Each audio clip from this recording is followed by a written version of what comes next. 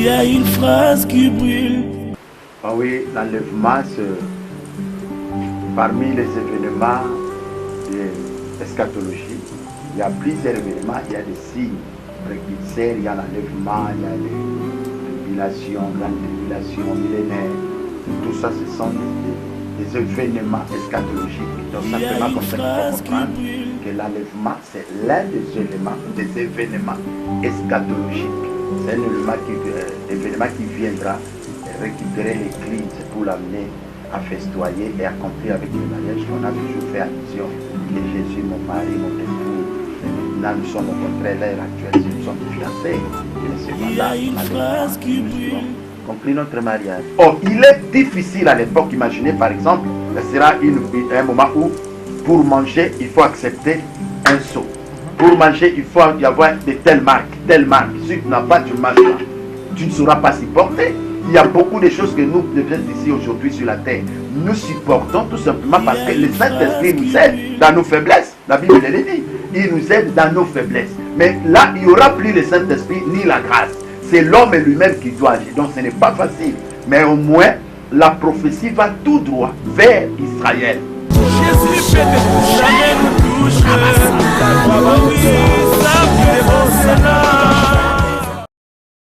Bienvenue dans le Seigneur, bonjour. Vous êtes bel et bien branchés dans notre chaîne YouTube, Centre de Foi TV. Une fois de plus pour l'émission Temps de l'Excellence. Cette émission qui vous parle de la part du Seigneur. Nous avons notre invité, le pasteur Faustin Ikaka, qui va nous parler aujourd'hui de l'enlèvement. L'enlèvement, c'est un thème qui est très complexe, un thème dont beaucoup des hommes de Dieu n'arrivent pas vraiment à l'expliquer, puisque c'est un thème qui nous parle des choses à venir. Et ce sont des choses qui, quelquefois, nous semblent très difficiles à expliquer au monde. Je m'en vais donc dire bonjour à notre invité, qu'il soit le bienvenu dans cette émission. Bonjour, pasteur. Bonjour, merci beaucoup. Que Dieu bénisse, mon frère. Merci. Nous sommes très heureux de vous revoir une fois de plus dans notre émission, les temps de l'excellence. Alors aujourd'hui, notre thème, c'est l'enlèvement. Que pouvons-nous comprendre de l'enlèvement lorsque nous parlons de l'enlèvement selon la Bible? Ah oui, l'enlèvement, c'est parmi les événements de l'eschatologie. Il y a plusieurs événements, il y a des signes précurseurs, il y a l'enlèvement, il y a les tribulations, grandes tribulations, millénaires.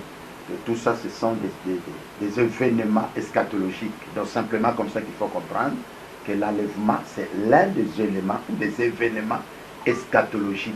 C'est un événement qui viendra récupérer l'Église pour l'amener à festoyer et accomplir avec le mariage qu'on a toujours fait allusion. Que Jésus, mon mari, mon époux, mais maintenant nous sommes au contraire l'ère actuelle, nous sommes des fiancés. Mais cependant, l'enlèvement, et nous irons conclure notre mariage. Merci beaucoup, pasteur. Ça, c'est une très belle réponse. Mais là encore, vous nous laissez vous poser encore une deuxième question, puisque lorsqu'on parle de l'eschatologie, c'est vrai que vous nous avez expliqué la dernière fois, ça parle du temps de la fin. Mais la fin, c'est la fin du monde, c'est la fin du temps, c'est la fin de l'Église, c'est la fin du quoi. À un moment, ça nous semble vraiment difficile de savoir ces mots-là, la fin. C'est la fin du quoi? Les peuples de Dieu veulent le savoir. Ah oui, merci beaucoup. Je pense que quand on parle de l'eschatologie, c'est l'ensemble de tout.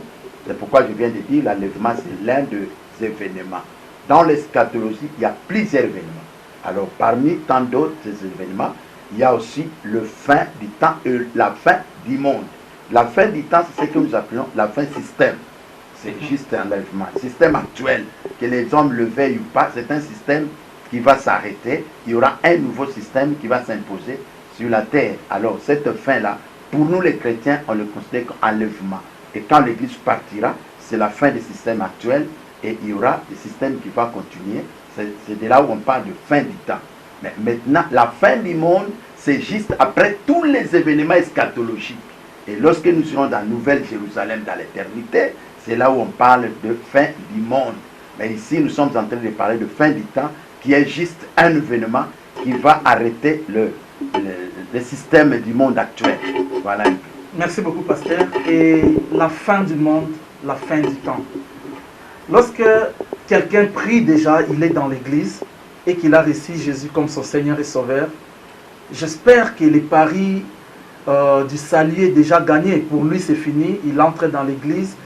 Il a déjà la confirmation d'avoir le royaume de Dieu. Donc disons, nous tous qui partons à l'église, nous avons déjà gagné les paris du temps de la fin, les paris de l'enlèvement. Vrai ou faux? Oui, d'emblée, vrai, oui. Il y a aussi faux, parce que nous devons aider, éclaircir la pensée. En fait, quand on reçoit Jésus, parce que c'est Jésus qui nous amène le salut. Le Fils qui est né vient avec le salut. Mais cela ne suffit pas tout simplement croire en Jésus. Il y a une marche aussi de la continuité de vie avec Jésus. C'est là où nous devons observer. J'ai reçu Jésus dans ma vie, mais je dois aussi savoir comment marcher avec lui. Parce que si je ne sais pas marcher avec lui, le recevoir tout simplement ne veut absolument rien. Parce que là aussi, je vais intervenir en disant que le salut se perd aussi. Mais si on peut croire en Jésus, mais si on ne sait pas respecter le principe de bien marcher avec Jésus, on va perdre le salut. Donc, avoir Jésus, je dis oui, il y a déjà le salut, mais ne suffit pas. Ayez Jésus et marchez aussi bien avec Jésus en respectant les prescriptions de Jésus. C'est comme ça que tu vas consommer ton salut. Sinon, tu vas le perdre. Et ceux qui annoncent le message en disant qu'on ne perd jamais le salut, je dis non. Parce qu'il y a des passages, malheureusement, c'était une petite émission qui n'a pas assez beaucoup de temps.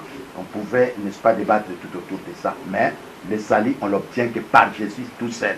Mais alors, quand je dis on l'obtient que par Jésus tout seul, il faut apprendre aussi à bien marcher avec ce Jésus-là. Et c'est ainsi que tu vas y arriver. Merci. Très complexe, cher bien-aimé dans le Seigneur. Le salut, on peut la perdre. Alors que la Bible nous dit, nous serons gagnés et sauvés par la foi. Et le pasteur vient de nous dire qu'on peut perdre le salut. Alors si on peut perdre le salut, qu'est-ce que cela veut dire sauvé par la foi? Ah oui, merci beaucoup. Pardon, qu'est-ce que cela veut dire sauvé par la grâce? Ah oui, quand on dit sauvé par la grâce c'est quelque chose qu'on n'a pas mérité, c'est l'humérité. Je ne suis pas sauvé parce que moi je fais ceci, non. Parce qu'il y a quelqu'un d'autre qui est mort à ma place et qui me tend sa main. Donc, ce n'est pas la grâce. Je n'ai pas fait l'effort pour que je sois sauvé, mais quelqu'un d'autre a souffert à ma place. C'est ça la dimension de grâce. La grâce ici, ce n'est pas faire tout et on est dans la grâce. Non, même l'apôtre Paul a dit non, ce n'est pas ça. Donc, la grâce, c'est l'humérité. Je ne suis pas pasteur parce que je méritais, non. Je ne suis pas chrétien parce que je méritais, non. Je le suis parce que c'est la grâce que Jésus m'a faite. Alors, là au moins, je dois comprendre que je n'ai pas d'orgueil à faire. Parce que c'est quelqu'un d'autre qui a souffert à ma place. Et c'est pourquoi je suis là. Donc cette grâce-là, je ne peux pas la piétiner ni la détruire tout simplement. Parce qu'en disant, je suis dans la grâce, je peux tout faire. Là, on détruit la grâce et on tombe dans le péché. Donc la grâce ne nous exclut pas. Et la grâce ne veut pas dire que fais tout dans le monde, fais tout ce que tu veux faire. Non, non, la grâce ne dit pas ça. La grâce, c'est juste une simple reconnaissance si l'imméritation. Je ne peux pas mériter la chose, mais c'est quelqu'un d'autre qui a mérité à ma place. Donc il m'a fait grâce. C'est comme je vais m'expliquer encore. Tu peux venir, tu n'as rien fait, je prends l'argent, je te donne. Tu n'as pas mérité, tu n'as pas fait un travail chez moi, mais je te fais grâce. C'est-à-dire, je te donne quelque chose que tu n'as pas mérité. Et quand je te donne ça, toi tu veux l'utiliser, tu bois, tu prends des femmes et tu fais, bien que ça, mais moi je t'ai donné. Quand tu fais ça, tu ne vivras plus en contact, en communion avec moi. Je l'ai donné peut-être parce que je vis, il manquait ça, il pouvait le faire, mais voilà comment il fait ça. Donc là, on est en train de piétiner la grâce et prochainement, je ne te donnerai plus. Parce que si on ne comprend pas la notion de grâce, la grâce aussi vient nous perdre aussi la bénédiction auprès de Jésus. Si on ne comprend pas cette notion. Donc celui qui a la notion de la grâce doit apprendre à respecter scrupuleusement les prescrits de Jésus. Et c'est ça, reconnaître même que je suis sauvé par la grâce. Alors, Jésus, il reviendra pour prendre son église. Vous l'avez très bien expliqué. Mais je me pose la question. Quand Jésus viendra pour prendre l'église, est-ce que l'importance de prendre l'église, c'est pour amener l'église à vivre l'éternité au paradis, où il viendra prendre l'église pour que ceux qui vont rester puissent souffrir? Si tel est le cas, où est l'amour de Dieu? Non, parce que c'est ça le problème. Vous voyez, l'église aujourd'hui, mon frère, est en train de souffrir parce qu'il y a un vide d'enseignement. Et quel enseignement on est en train de doter à cette église? Vous allez voyager, vous aurez des femmes, vous aurez des enfants, vous aurez l'argent, vous aurez le travail. Ça, c'est juste un évangile qui est purement social. Mais ce n'est pas aussi mauvais de prêcher ces choses. Mais alors, Nous devons faire voir au peuple de Dieu que l'Église est là, mais elle doit mettre en tête qu'il y a la destinée glorieuse de l'Église. Notre destinée glorieuse, ce n'est pas l'argent de ce monde. Notre destinée glorieuse, c'est hériter le royaume. Mais ici, le retour de Jésus par rapport à l'enlèvement, ce n'est pas d'abord l'héritage du royaume. Il faut que les gens comprennent ces choses. Ça, c'est juste la récompense. Il veut nous récompenser. Nous avons travaillé. Nous en dirons, nous souffrons. Des fois, des ministères, on n'a pas de soutien matériel financier. Des fois, si on est vraiment dans un évangile qui est un peu piquant, qui est direct et qui est respectueux par rapport à la parole de Dieu, vous verrez qu'il y aura moins de soutien sur le plan matériel. Il voit tout ça. Voilà pourquoi il va revenir enlever l'Église juste pour les récompenser. Donc l'enlèvement vient parmi ses avantages, c'est la récompense. Donc il va nous récompenser, dira 7 ans. Et après ces 7 ans, nous viendrons sur la terre encore pendant la période, l'autre événement qu'on parlera prochainement, le millénium. Alors quand nous passerons au millénium, c'est juste la récompense. Nous sommes en train toujours de jouir à la récompense. Tous ceux qui n'ont pas servi, qui ne servent pas Dieu, même ils sont à l'église, je vais les scandaliser. On est à l'église, on prie Dieu, on craint le Seigneur, mais on néglige le travail ou la fonction que Dieu t'a donnée. Tu ne seras pas enlevé parce qu'il n'y a pas de récompense à te donner. Parce qu'il y a la Bible qui dit, l'ouvrier mérite son salaire. Donc, quiconque est ouvrier du Seigneur, Allah, il sera enlevé pour être récompensé. Mais les serviteurs méchants, qui ne sont pas païens, qui ne sont pas pécheurs, mais serviteurs méchants, c'est ceux-là qui vont rester sans récompense. Parce que c'est là c'est qui? C'est ceux qui ont travaillé, qui ont crié en Jésus, qui craignaient la parole de Dieu, qui marchaient dans la sanctification, mais ne servaient pas Dieu, ne travaillaient pas. Et tout ce qu'on leur donnait comme fonction, négligeaient. Ceux-là vont rester, ne seront pas l'enlèvement. L'enlèvement, ce n'est pas, il faut qu'on parle bien, on dise bien aux enfants de Dieu. L'enlèvement, ce n'est pas seulement ceux qui craignent Dieu, qui marchent dans la sanctification. Oui, il faut craindre Dieu, marcher dans la sanctification, se sanctifier, autonner, aussi servir Dieu. Parce que c'est le service qui mérite la récompense. Et il viendra nous enlever pour récompenser. Et si tu n'as pas fait, tu crains seulement Dieu, tu ne sers pas, tu ne travailles rien, tu vas rester. Et tu vas rester, tu vas mourir. C'est bien après le millénium que toi tu peux ressusciter. C'est encore des matières complexes qu'on doit expliquer au peuple de Dieu. Alors, pasteur, avant de continuer, puisqu'il y a une question que je vais poser, mais il me semble que la question devra tirer son origine des événements, la manière dont les événements vont se suivre. Nous parlons de l'enlèvement, mais avant l'enlèvement, qu'est-ce qui va se passer?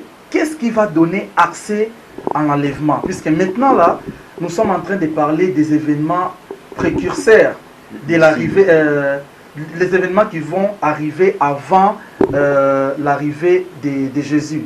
Mais qu'est-ce qui va précéder l'enlèvement et qu'est-ce qui va suivre après l'enlèvement, avant de vous poser la question qui me vient en tête? Non, parce que l'enlèvement ici, c'est un événement qui vient après avoir observé tous les signes précurseurs.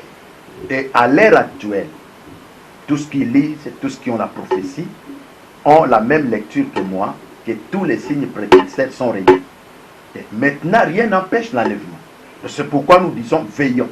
Car on ne connaît ni l'heure ni jour. Tout peut arriver. Il n'y a pas un événement spécifique qui annoncera l'enlèvement. Non, non. Même Matthieu 24, il démontre que lorsque vous verrez ces choses-là, sachez-les. Même là où nous venons de dire 24-32, on dit comment? Lorsque vous verrez Israël, vous verrez le figuier, ça, sachez que l'été s'approche. Et tout ce qu'on est en train de voir aujourd'hui, ça annonce l'enlèvement. Donc, après maintenant enlèvement, pourquoi l'enlèvement? Quand il prend son église pour épargner son église de ce fléau qui sera sur la terre. On dit, juste après l'enlèvement, il y a maintenant l'installation officielle avec pouvoir, domination, autorité de l'Antichrist. Et là, il va commencer son œuvre. Mais les 3 premières années-là, il ne va pas commencer à agiter les gens. Ça sera les années d'alliance. Il va tirer des alliances pour donner de fausses paix au monde. Et non, je vais faire ceci, je vous bénis, je ferai. Les gens seront tellement séduits, ils vont adhérer. Et c'est bien après que les 3e, les 3 et demi autres qui viendront de la grande tribulation, que les choses seront encore trop bizarres et très compliquées. Alors, pasteur, ma question est celle-ci. Je rate l'enlèvement mais j'ai encore 7 ans, comme vous avez dit. Et je pense que les bien-aimés qui sont en train de nous suivre, ils se posent aussi cette question. Ils se disent, mais même si j'ai raté l'enlèvement, de toute façon, l'enlèvement, Jésus amène les gens pour les récompenser, mais il reviendra encore après les 7 ans. Donc, on peut encore se rattraper dans les 3 demi-années qui viennent, et on peut encore se rattraper dans les 7 ans qui arrivent. Est-ce que rater l'enlèvement nous donne encore accès à se rattraper dans les 7 ans qui vont... Mais c'est très compliqué, sauf que la Bible nous démontre qu'il y a aussi certains qui seront aussi sauvés après l'enlèvement, même s'ils vont rester. Mais quand nous lisons bien, selon la prophétie, nous allons voir ce plus le 1/3 d'Israël. Alors, aujourd'hui, il est difficile qu'un enfant de Dieu dise que non, je peux me rattraper. D'abord, on vient de dire, l'enlèvement, quand il vient, il arrête la grâce, il inaugure le jugement. Aujourd'hui, nous vivons que par la grâce. Mais après l'enlèvement, il n'y aura plus la grâce. C'est-à-dire chacun doit militer de ses propres efforts, de sa propre force. Je fais ça de toi-même. Or, il est difficile à l'époque, imaginez par exemple, ce sera un moment où, pour manger, il faut accepter un seau. Pour manger, il faut y avoir de telles marques, telle marque. Si tu n'as pas, tu ne manges pas. Tu ne sauras pas supporter. Il y a beaucoup de choses que nous, ici aujourd'hui sur la terre, nous supportons tout simplement parce que le Saint-Esprit nous aide dans nos faiblesses. La Bible le dit. Il nous aide dans nos faiblesses. Mais là, il n'y aura plus le Saint-Esprit ni la grâce. C'est l'homme lui-même qui doit agir. Donc ce n'est pas facile. Mais au moins, la prophétie va tout droit vers Israël. Ce sont là dont on a parlé de 140 000, c'est ça 140 000, je crois. 144 000. Vous voyez, ils sont là qui seront récupérés. Et là, on ne parle pas des nations, parce qu'il y a 3 entités qu'il faut identifier. Il y a entité Israël, entité Église et nation. Donc si on ne comprend pas ça, l'époque de l'Église c'est maintenant. Et après l'entité Église, ça sera des nations. Donc il peut sauver les nations Israël, mais l'Église aura un problème. Sauf que, la Bible le dit, on aura le temps d'expliquer toutes ces choses, parce que l'eschatologie, ce n'est pas une matière qu'on peut ramasser parce qu'on a appris, mais c'est une matière qu'il faut vraiment s'asseoir et apprendre réellement la matière. Au fait, c'est quoi? Il y aura aussi parmi les négligents de l'état actuel de l'Église, que moi j'ai appelé le serviteur méchant. Vous voyez, les serviteurs méchants ou infidèles, ce sont certains auront la grâce de se retrouver parce que Dieu va permettre qu'ils meurent. Ils vont mourir directement, et pour qu'ils ne vivent pas tout ce qui se passe là. Mais quand ils vont mourir, et d'autres parmi eux seront aussi scellés par le sceau des marques et tout ça, ils vont perdre tout. Donc un chrétien aujourd'hui ne peut au grand jamais raisonner, dire que je vais me rattraper. Ça ne rassure même pas. Parce que vraiment ça ne rassure pas. Il n'y a pas la grâce, il n'y a pas le Saint-Esprit. Il est difficile. Aujourd'hui nous avons la grâce, nous avons le Saint-Esprit. Allez-y voir les chrétiens comment est-ce qu'ils pêchent. Comment ils font n'importe quoi. Mais les gens qui ont le Saint-Esprit, mais imagine-toi, il n'y a pas le Saint-Esprit, il n'y a pas la grâce, mais ça sera des animaux. On ne saura plus se contenir, on ne saura plus accepter l'inacceptable des hommes. On sera humain, on sera soumis à l'ordre de l'humanité. Et vraiment, il est difficile. Il ne faut même pas une seule minute raisonner, manquer et perdre l'enlèvement. Il faut tout faire pour aller dans la première position de l'enlèvement, tu parles. Merci beaucoup, pasteur. Il y a une grande question qu'un bien-aimé nous avait demandé de poser à notre invité. L'enlèvement, quand il viendra, ça sera pendant notre sommeil. L'enlèvement, quand il viendra, est-ce que nous saurons que nous sommes en train de monter, ou bien l'enlèvement va nous surprendre, pasteur? Merci beaucoup, parce que j'ai promis même dans ma prédication, j'ai promis que je vais venir pour voir comment cela se fera. Je vais anticiper un peu quelque chose. En fait, l'enlèvement va surprendre et sera soudain. Les gens ne sauront même pas quand est-ce. Et même la terre ici, les hommes, les habitants de la terre, ne sauront même pas que ça c'est l'enlèvement.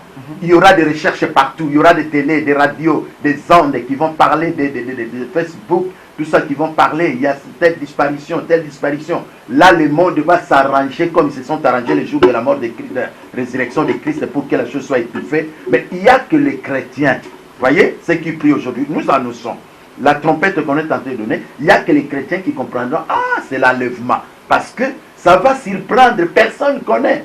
Même on est en train de passer une émission avec vous, de monter une émission maintenant, et il peut venir, on disparaît, ça part, on ne connaît même pas. Dans quelques minutes, il paie. Après nous, il paie. Donc, personne ne maîtrise, mais ça sera soudainement. Alors là, voilà pourquoi j'insiste en disant, nous devons veiller. Nous devons veiller pour ne pas rater l'enlèvement. Pasteur, vos propos sont tellement durs et ça fait peur à tous ceux qui nous suivent. Mais il y a une grande question. Comment être rassuré? Comment être sûr qu'on est avec Dieu? Comment être sûr qu'on ne va pas rater l'enlèvement? La première des choses, nous avons la Bible comme les documents par l'excellence que moi j'appelle le miroir. Parce que pour que je voie ma forme, comment je suis vêtu, je me suis arrangé, il faut passer par le miroir, tu vas voir. Notre miroir, c'est la parole de Dieu. Et la parole de Dieu, lorsque nous la respectons, nous respectons ce qui est prescrit, et c'est comme ça tu peux avoir l'assurance que non, moi vraiment, ce qui me dit de ne pas faire, je ne le fais pas. Ce qui dit de ne pas faire comme ça, je ne fais pas. Je sers Dieu, je travaille, je fais ceci. Au moins, on a une petite assurance, on peut te dire que vraiment, Seigneur, là au moins je peux y aller. Parce que, au fait, parce que la conscience de l'homme identifie ce que l'homme est exactement. Parce que vous pouvez voir aujourd'hui quand on parle de l'hypocrisie chez le pharisien, c'est-à-dire ce sont des gens amateurs de prière, ils priaient plus que tous. Ils le faisaient en public, les gens voyaient comment est-ce qu'ils priaient, ils faisaient des choses, et nous voyons ça aujourd'hui. Et fait même d'expliquer, de parler de l'eschatologie, de parler des signes de fin d'état comme nous sommes en train de faire, cela ne veut pas dire que nous sommes corrects, mais c'est nos consciences, toi et moi, qui peuvent se dire que vraiment ce que je dis est vrai. M'a dit, l'homme est tellement hypocrite que vous pouvez voir, dire une chose et faire autre. Donc la conscience de l'homme est le témoin par l'excellence qui peut au moins le rassurer que oui, c'est que je suis dans le Seigneur me rassure, demain je ne manquerai pas l'enlèvement. Sinon, il est difficile, il n'y a pas un thermomètre pour dire que bon, tel va rater, tel va ne pas rater, c'est compliqué, c'est complexe. Faisons la conjonction et la comparaison entre l'apostasie et l'enlèvement. Puisque vous nous avez dit, je vous ai bien suivi, que parmi les signes qui vont précéder l'enlèvement, les gens vont se donner à l'apostasie. Mais est-ce que nous pouvons mettre les points de rencontre entre l'apostasie et l'enlèvement? En fait, l'apostasie en soi, c'est le signe qui annonce. Et là, nous vivons ça. Parce que l'apostasie simplement veut dire le reniement de Christ. Quand quelqu'un renie le Christ, ne reconnaît pas le Christ, ce qui va faire qu'un homme qui est dans le péché mais ne se souvient pas et n'est pas conscient de son péché, des fois. Il a mal fait, ça touche, parce que l'apostasie touche, et ce signe apostasique celle, et aussi l'inversion des valeurs. Vous verrez que la personne a mal fait, mais il défend ses mal. La personne a mal dit, mais il défend, il ne reconnaît pas, parce que là j'annonce aux enfants de Dieu, c'est très grave et dangereux. Parce que si un enfant de Dieu commet un péché, vraiment il faut que son cœur tombe malade pour pleurer. Parce que la repentance ne viendra que si on est culpabilisé. La repentance ne viendra que lorsqu'on se sent coupable.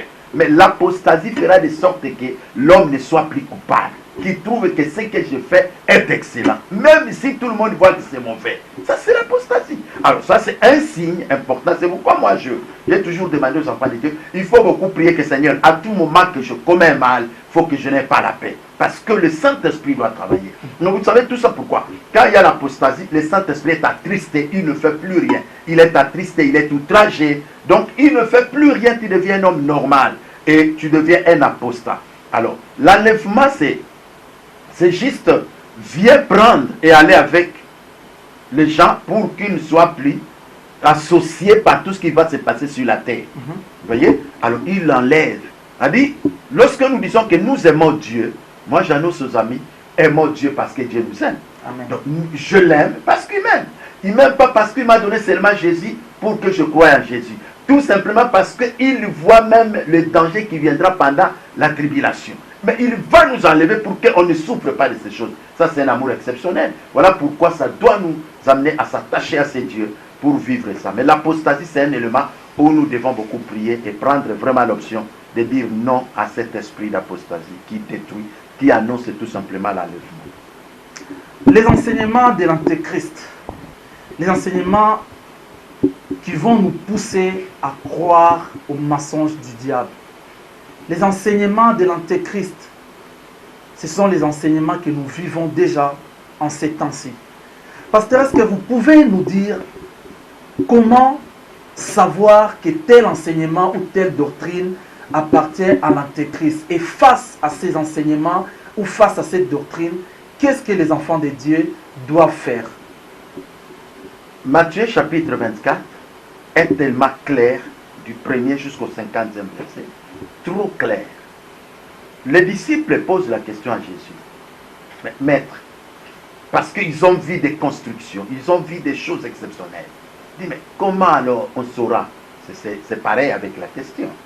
Alors, il dit, écoute, rien dans ce monde sur la terre ici, la pierre ne restera au-dessus de jamais du tout. Ça va se renverser tout simplement. Ce que vous voyez aujourd'hui, voilà des signes. Ne soyez pas séduits. Vous voyez, le Christ commence par que personne vous séduise. Tout ce qu'on voit là, ce sont des éléments de séduction pour attirer les hommes vers les hommes. Donc vous verrez, l'Antichrist, on dit, il était déjà en action. Mais sauf que lui-même, le président en l'œuvre, n'agit pas parce que l'Église est là, et aussi le Saint-Esprit est là, il a un peu de limites. Et maintenant, aujourd'hui, des faux enseignements. Nous voyons à l'Église, on vient, le miracle, prenez ceci, on prie pour toi, il y a un serpent qui sort dans ton corps, il y a un poisson qui sort dans ton corps. Ce sont des éléments de séduction. Il y a, prenez dans vos sacs, il y a de l'argent, bouchez, tout ça.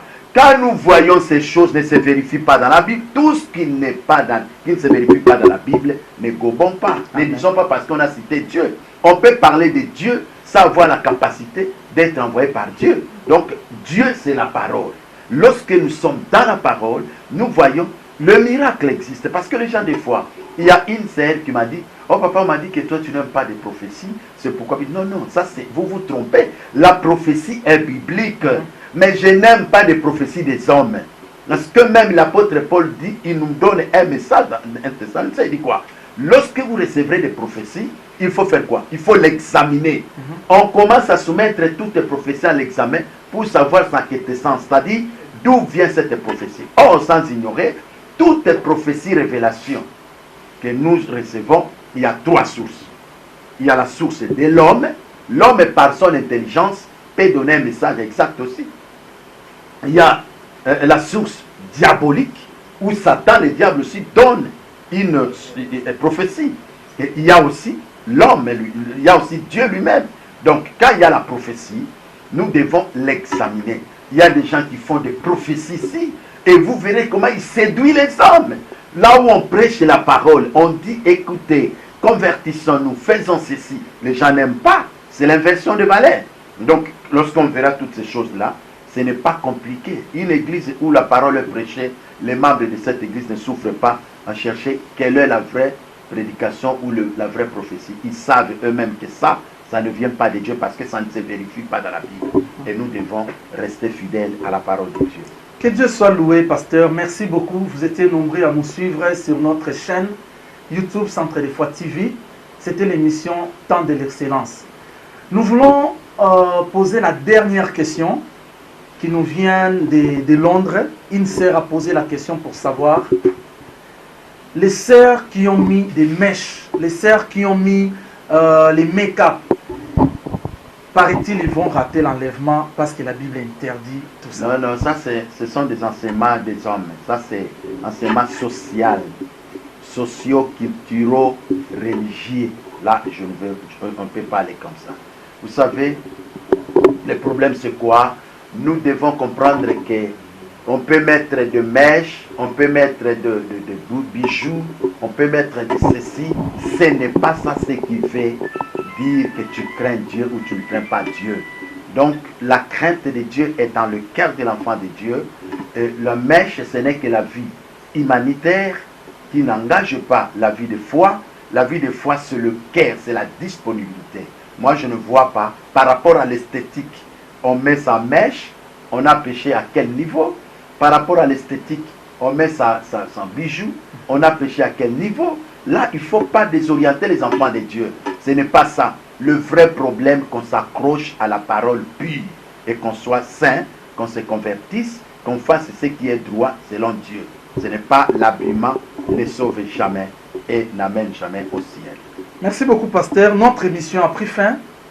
Nous attendons le mot de la fin de votre part par rapport à l'événement du temps de la fin qui est l'enlèvement. Oh, merci beaucoup pour le peuple qui nous écoute. Vous savez que ces derniers temps, on a pris la résolution de vous parler, de vous expliquer, de vous exhorter, parce que l'ère est tellement complexe. Nous voyons, parce que tout autour de cette pandémie où le monde est entré, moi je dis de célébrer, que nous disons qu'on ne célébrera jamais le coronavirus. Nous avons un homme à qui nous célébrons, nous adorons, c'est Jésus. Il est au-dessus de tout. Alors c'est pourquoi nous disons, pendant ces temps, moi je vous dis aujourd'hui, ce n'est pas tellement une maladie, mais plutôt c'est un signal où chacun de nous doit encore approfondir sa relation profonde avec Dieu. Lorsque nous sommes profonds avec Dieu, ça nous fera du bien. Parce qu'on ne peut pas donner beaucoup de la valeur à ce virus partout dans le monde. Moi je dis, arrêtons ça. Il y a un homme à qui les oreilles veulent écouter, parler de lui, c'est Jésus. Donc ne soyez pas inquiets et préparez-vous parce que bientôt Jésus peut revenir. Quand il reviendra, on ne parlera plus jamais de ce coronavirus, jamais du tout. Mais il n'y a qu'un homme qui peut nous faire du bien, c'est Jésus. Dans ta bouche, parle de Jésus à la place de corona. C'est comme ça parce que c'est comme si le monde veut lever une statuette, veut lever quelque chose d'inutile. On veut donner de la valeur. Moi je dis non, c'est Jésus-Christ. Partout où vous me suivez, soyez bénis. Il n'y a que Jésus qui est la bénédiction. Corona ne vous touchera pas parce que c'est quelque chose de banal. Je le banalise. Je le dis parce que j'ai la foi en Christ Jésus. Ça ne veut rien absolument faire. Parlons de Jésus. C'est le signe qui annonce le retour ou l'enlèvement de l'Église. Donc préparons-nous au contraire, au lieu de prendre ça avec beaucoup de crainte, de peur. Merci, que Dieu vous bénisse. Que Dieu vous bénisse. Restez branchés sur notre chaîne Centre de Foi TV.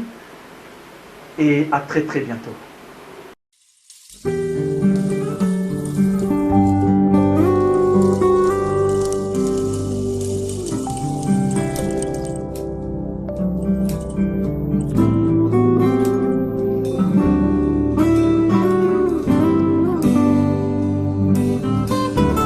Il y a une phrase qui brûle. Ah oui, l'enlèvement, parmi les événements de l'eschatologie, il y a plusieurs événements, il y a des signes précurseurs, il y a l'enlèvement, il y a les tribulations millénaires. Tout ça, ce sont des événements eschatologiques. Donc simplement comme ça, il faut comprendre que l'enlèvement, c'est l'un des événements eschatologiques. C'est un événement qui viendra récupérer l'Église pour l'amener à festoyer et accomplir avec le mariage. On a toujours fait allusion que Jésus, mon mari, mon époux. Maintenant, nous sommes au contraire, l'ère actuelle, si nous sommes fiancés. Il y a une phrase qui brûle. Conclut notre mariage. Oh, il est difficile à l'époque, imaginez par exemple, ce sera un moment où pour manger, il faut accepter un seau. Pour manger, il faut y avoir de telles marques, telle marque. Si tu n'as pas, tu manges là. Tu ne sauras pas supporter. Il y a beaucoup de choses que nous devons ici aujourd'hui sur la terre. Nous supportons tout simplement parce que le Saint-Esprit nous aide dans nos faiblesses. La Bible le dit. Il nous aide dans nos faiblesses. Mais là, il n'y aura plus le Saint-Esprit ni la grâce. C'est l'homme lui-même qui doit agir. Donc ce n'est pas facile. Mais au moins, la prophétie va tout droit vers Israël. Jésus peut jamais nous toucher.